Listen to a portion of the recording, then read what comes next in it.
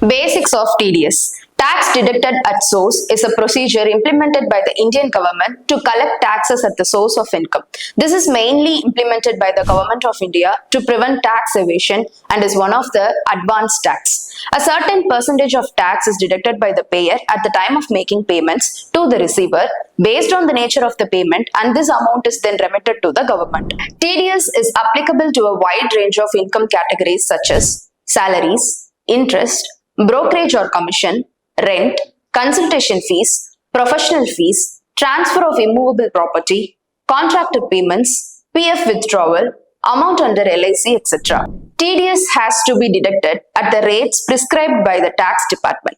This rate is determined by the government and is modified from time to time. The company or a person that makes the payment after deducting TDS is called a deductor, and the company or a person receiving the payment is called the deductee. It is the deductor's responsibility to deduct TDS before making the payment and deposit the same with the government. TDS is deducted irrespective of the mode of the payment, cash, check or credit, and is linked to the PAN of the deductor and the deductee. For the deductee, the deducted TDS can be claimed in the form of a tax refund for discharging due income tax liability when they file their ITR.